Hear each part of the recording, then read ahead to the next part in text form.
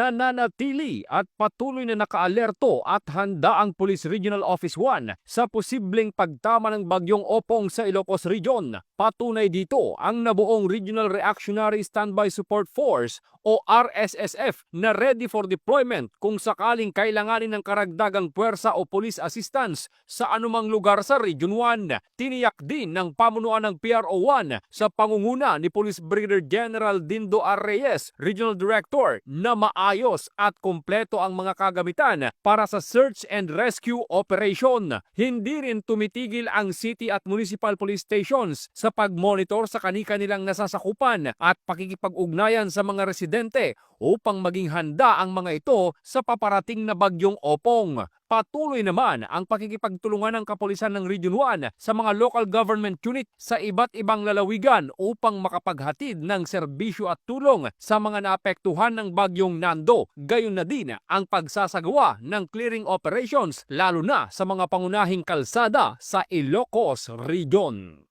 Mula dito sa Ilocos Region, ito ang inyong PNN correspondent, Police Corporal J.R. Del Mendo, alagad ng batas, tagataguyod ng Balitang Pulis.